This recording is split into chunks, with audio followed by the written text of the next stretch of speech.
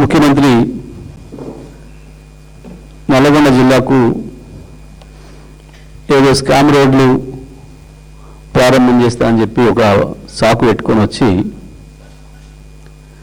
కాలి కుర్చీల మీద వాంతి చేసుకొని పోయాడు. ఆయన ఇక్కడ హైదరాబాద్లో నింపుకున్న కడుపు నిండా నింపుకున్న వికారంతో పాటు వచ్చి అక్కడ ఒక చీర ఇచ్చి ఇప్పటికీ 10 సార్లు మీటింగ్లో గట్టుకరమ్మన్నారు బలవంతంగా అని చెప్పి నిరసనతో వెళ్ళిపోయిన మన నల్గొండ జిల్లా మహిళా సోదరిమణుల నిరసన తర్వాత యథావిధిగా మళ్ళీ కేసీఆర్ పైన కేటీఆర్ పైన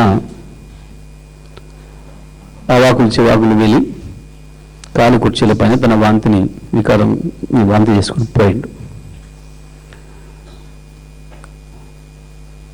ఏమొచ్చింది నల్గొండ జిల్లాకు? కేవలం అధికారుల ప్రయాస, పోలీసుల భద్రత తప్ప, దానికైనా ఖర్చు తప్ప నల్గొండ జిల్లాకు ₹1 వచ్చింది ఏం లేదు. ప్రజాధనాన్ని దుర్వినియోగం చేసి కోట్లాది రూపాయలు ఖర్చు పెట్టి ముఖ్యమంత్రి చేస్తున్న పర్యటనలు, అది నల్గొండ అయినా అది ఇంకొకటైనా ఎక్కడ పోయినా సరే అవే వికారపు మాటలు, అవే అజ్ఞానపు మాటలు. ఒక మిత్రుడు, ఒక టీచర్ మిత్రుడు అన్నమాట, మేము కూడా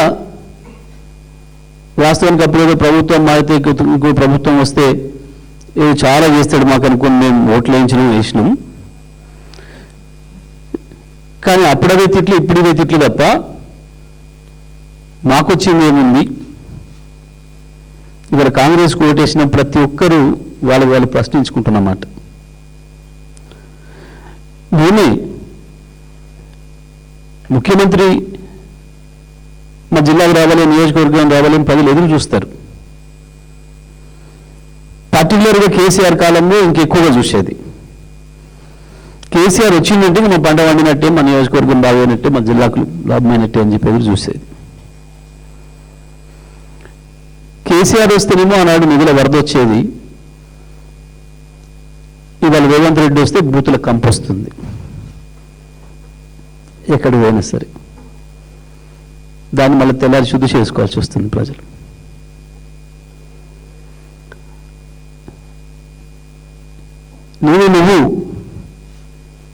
నువ్వు హెలికాప్టర్లో దిగి ఆయన సభాస్థలి పోయేటప్పటికీ అవతల నీ హెలికాప్టర్ నుంచి నీకు కనపడ్డ ప్రతి అభివృద్ధి నల్గొండలో కేసీఆర్ ఇచ్చింది, కేసీఆర్ చేసిన అభివృద్ధి తప్ప నువ్వు వచ్చిన తర్వాత ₹1 నల్గొండ నియోజకవర్గానికి కానీ, పట్టణానికి కానీ, జిల్లాకు కానీ, ఉమ్మడి జిల్లాకు కానీ వచ్చింది లేదు.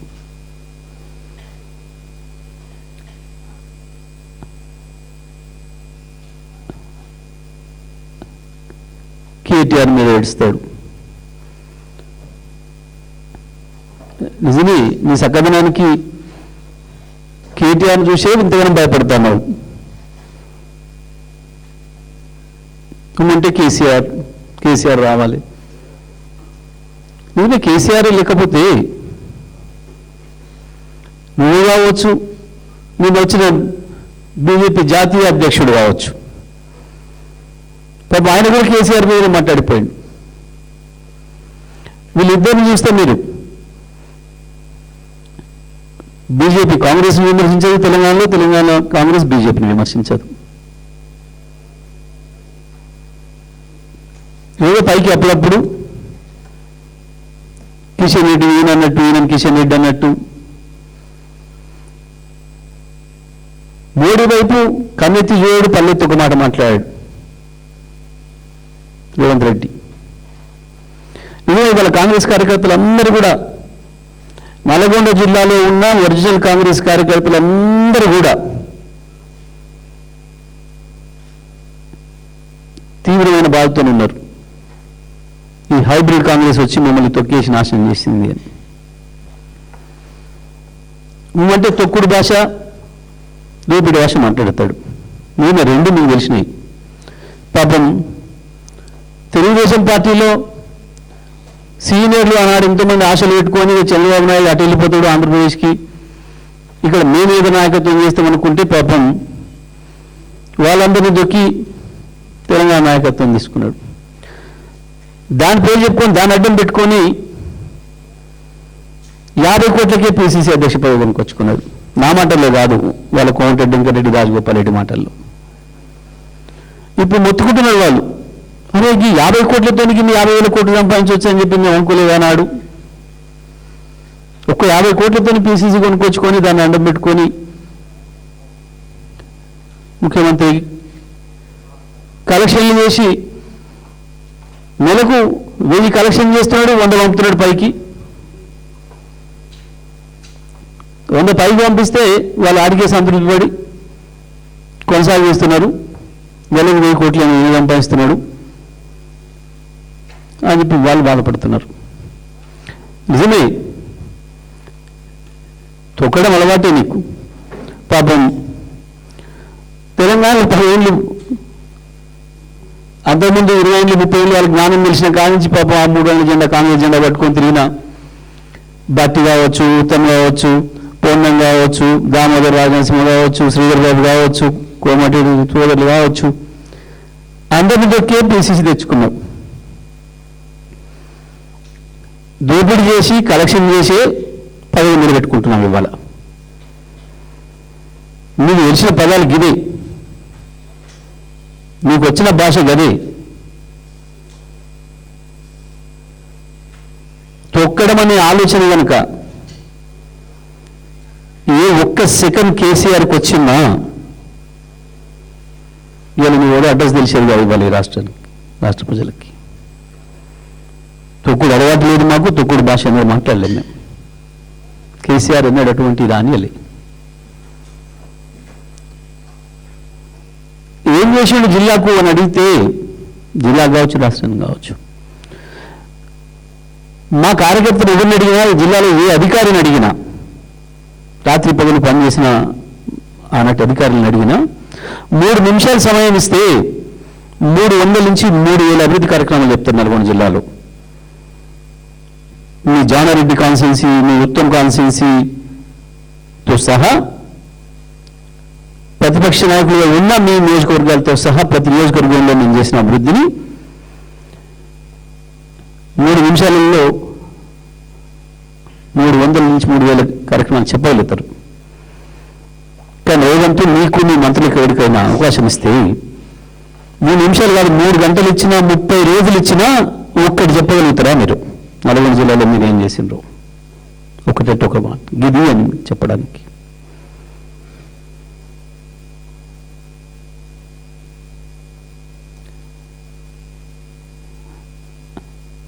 అవే దుర్మార్గపు మాటలు. ఏంటిది? మనుషుల గురించి, ఎత్తుల గురించి, పొడుల గురించి ఎవడు మాట్లాడతాడు? అయితే సబ్జెక్ట్ లేనివాడు మాట్లాడతాడు, లేదా సంస్కారం లేనివాడు మాట్లాడతాడు. సబ్జెక్టు లేనివాడు, సంస్కారం లేనివాడు మాత్రమే మాట్లాడతాడు ఆ భాష. ఏం చెప్పాలి నువ్వు కేటీఆర్ జిల్లాకు వస్తే ఏమీ విమర్శ చేసిపోయి నా మీదకి అడిగిండు, నీకు చేసినా లేదు, టీఆర్ఎస్ ఏమీ చేయలేదు చెప్పాలి. కేసీఆర్, కేటీఆర్, ఇతర బీఆర్ఎస్ పార్టీ నాకు ఎవరు మాట్లాడలేదు. నేను వ్యక్తిగతంగా నీ గురించి మాట్లాడలే, నీ ఎత్తుపడుల గురించి, నీ గొంత గురించి నేను మాట్లాడలే. మాట్లాడమ్మా, నువ్వు ఎంత దిగజారినా నీ సంస్కార స్థాయికి నేను దిగజారు.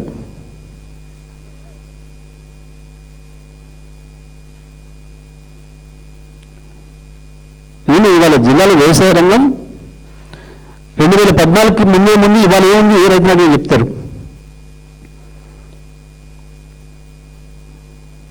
నువ్వు చేసిన నిర్వాకానికి మళ్ళీ నాగార్జున సాగర్ ఎడమకాల రైతులు మళ్ళీ ఒకసారి పొలాలను పెట్టుకోవాల్సి వచ్చింది.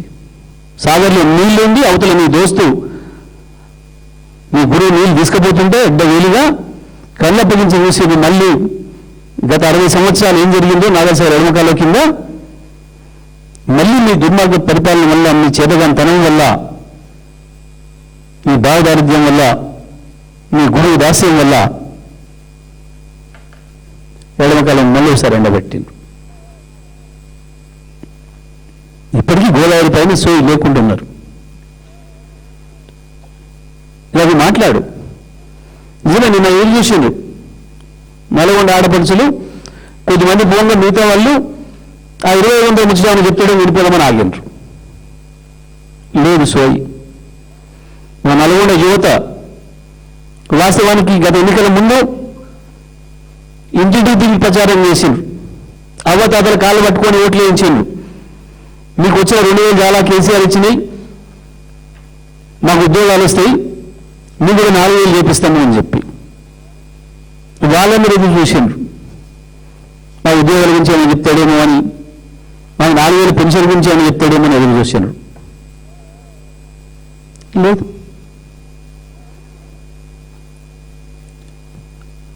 ₹1000 ఇస్తానన్న మాట నిలబెట్టుకుంటాడేమో, ఏమైనా చెప్తాడేమో, మా ఆటో కార్మికులు, మా రైతు కూలీలు ఏదో చూసినట్టు లేదు.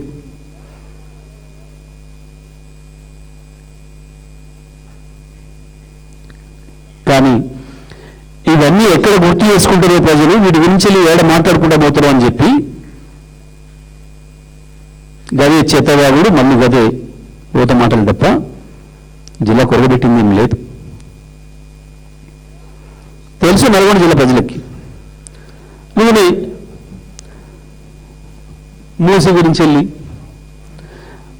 నువ్వే మూసి కంపుతోనే చచ్చిపోతున్నాము అని అంటే నీ నోటి నుంచి వచ్చిన కంపు ఇంకా దరిద్రం వాసన చేసిపోతుంది. ఆడ వచ్చినప్పుడల్లా మూసి కంపు మించిన కంపు కొడుతుంది నీ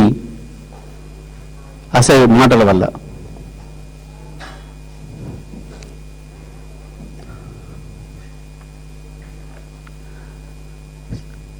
సో దేనికి వస్తాడు ముఖ్యమంత్రి అంటూ పర్యటన దేని పెడతాడు, ప్రజలకి ఏం చెప్తాడు, ఏం సందేశం ఇస్తాడు?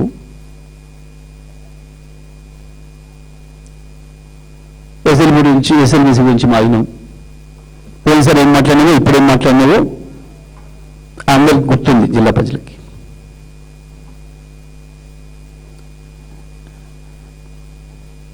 రేవంత్ రెడ్డి, నువ్వు నల్గొండ జిల్లా ప్రజలకు క్షమాపణ చెప్పాలి. నువ్వు చేసిన ద్రోహానికి, నువ్వు చేసిన మోసానికి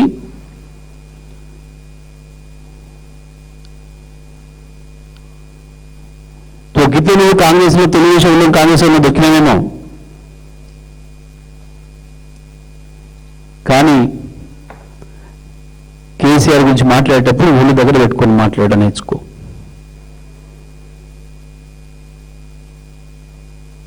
కేసీఆర్ తొక్కాలనుకుంటే ప్రభుత్వాలకే రావాల్సిన అక్కర కూడా ఏం లేదు. నువ్వే కేటీఆర్ పర్యటన నువ్వు ఏడుస్తున్నావు.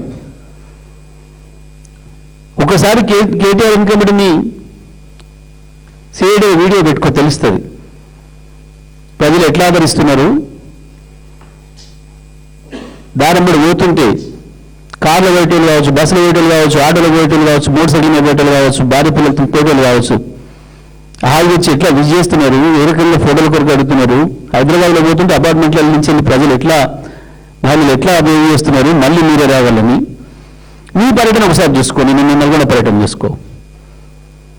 ఈ కాంగ్రెస్ కార్యకర్తలు అసహ్యంగా తిట్టుకుంటా పోయినారు నీ గురించి. మళ్ళీ ఎట్లా వస్తారా వీడికి జిల్లాకు అనుకుంటా పోయినారు. మీ ఎమ్మెల్యేలు భయపడే పరిస్థితికి వచ్చిండ్రు.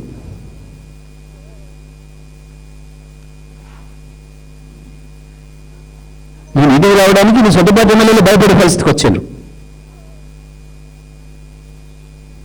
గాలం దొక్కుతున్నాను కానీ బీఆర్ఎస్ సైనికుని ముట్టుకోవడం నీ తరం కాదు, నీ తాత తరం కాదు, గుర్తుపెట్టుకో. తొక్కితే దొక్కొచ్చు నీ కాంగ్రెస్ పార్టీలో, తెలుగుదేశం ఆనాడు వాళ్ళని దొక్కొచ్చు, సీనియర్లు ఇవాళ కాంగ్రెస్ పార్టీలో దొక్కొచ్చు. వాళ్ళందరూ చూస్తున్నారు. సందర్భం ఎప్పుడు వస్తే నేను ఎట్ట దొక్కాలనా అని. అప్పుడు అడ్రస్ కూడా మిగలదు.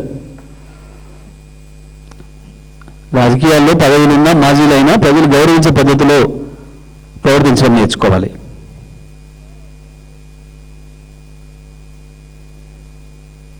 అవును, రైతు బంధు వేయాలి, ఎన్నో గొప్పగా రాయించుకుంటున్నాం.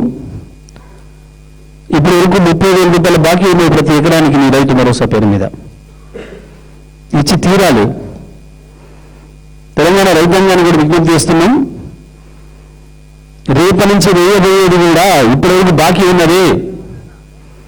ఎన్నికల కొరకు ఎన్నికల ఆపద మొక్కులాగా దేవుళ్ళకు మొక్కి మోసం చేసి, ఎన్నికల కొరకు మొక్కి మోసం చేసి, ఎన్నికల కొరకు చెప్పి మోసం చేసి, పార్లమెంట్కి ఎన్నికలకు ఒకసారి, సర్పంచ్ ఎన్నికలకు ఒకసారి, మున్సిపల్ ఎన్నికలకు ఒకసారి, నీ తాత సొమ్ము కాదు, ప్రజలకు ఇచ్చిన హామీ తెలంగాణ రైతాంగం సొమ్ము. ఇదే కేసీఆర్ వచ్చిన తర్వాత ఈ రాష్ట్రంలో 60,000 ఉన్న ఆదాయాన్ని, రాష్ట్ర ప్రభుత్వ ఆదాయాన్ని ఏడాదికి 3 లక్షలు తెచ్చాడు. 1,12,000 ఉన్న తలసరి ఆదాయాన్ని 3.5 లక్షలు పెంచిండు. 3.5 లక్షలు ఉన్న స్థిరాస్తిని, రాష్ట్ర ప్రభుత్వ స్థిరాస్తిని 15 లక్షలు తీసుకొచ్చిండు. మీ ముఖానికి రూపాయి జరగలేదు. 9.5 ఏళ్లలో ఇప్పటికీ వచ్చిన ఆదాయం నువ్వు తెచ్చిన అప్పులతో కలిపి 11 లక్షల రూపాయలు మీ బొక్కసాల చేరినాయి, ప్రజలు చేరలే.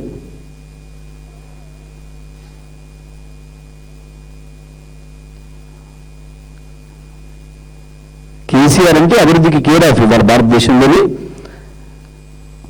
అభివృద్ధి గురించి ఎవరైనా మాట్లాడదలుచుకుంటే, అభివృద్ధి గురించి ఒక నమూనా తీసుకోదలుచుకుంటే అది కేసీఆర్ నమూనా, తెలంగాణ నమూనా. ఇప్పటికి కూడా మొత్తం భారతదేశంలో